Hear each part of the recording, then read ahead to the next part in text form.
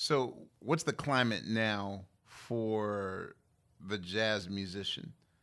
Again, living in Europe in the early '90s, for me, jazz music everywhere. Like the roots ourselves were essentially just jazz musicians. We were doing all those festivals. We've done a lot with you.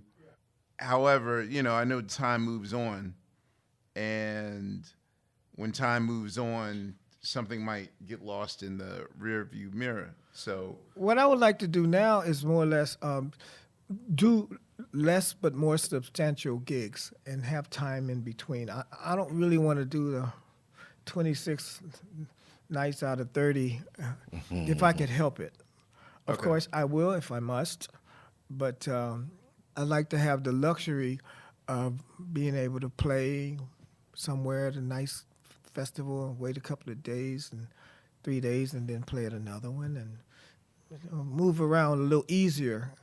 But sometimes the demands change that idea. I don't need all the gigs. There's gigs that I come to me that I kind of pass off to other people and say, yeah, well, one time I had an article came out in one of the papers, Times or something. They said, big fish in small pond, you know. When you get those kind of articles, it just makes you say, well, what am I doing? I mean, one time I seen a picture of myself, and I had this triple-breasted suit, and finally the lapels is pointing at the camera. And I said, you're working too hard, man. I had to see that picture to understand that I was just draining myself.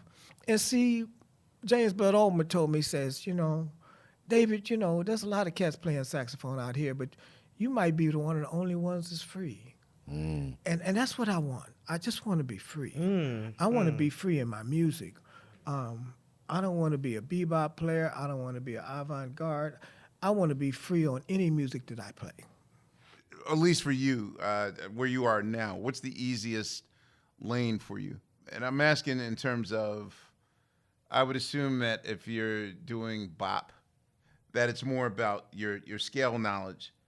But when you're doing your free jazz, like your physical stamina has to be, I assume, in tip-top shape because you're blowing the shit out that horn. So for me, the most challenging thing is to play freedom on top of everything, with everything, and be part.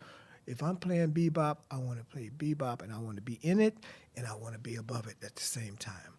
If I played with Bob Weir the other night at the Apollo, and Jamal Adine, and that was a wonderful show. Jogging Tacoma. Yeah. Okay. Yeah. Shout out to Jamal. And that benefit they had the other day. Right. It was a wonderful show. But I pride myself in bringing freedom into any kind of music.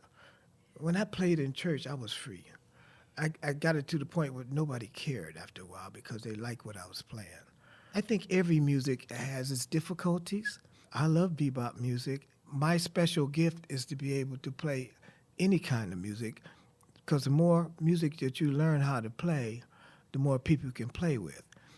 When I did the Nat King Cole in Espanol, and we played at the Sal Playel in Paris with Omar Portundo, and I wrote string arrangements, had 10 strings, 12 strings, and a 5-piece horn section, and Omar Portundo.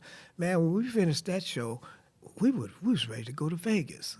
That was probably as commercial as I could probably ever be, but at the same time, I'm playing freedom.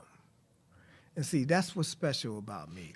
And I've been criticized for it, but that is my credo. I want freedom in everything I do.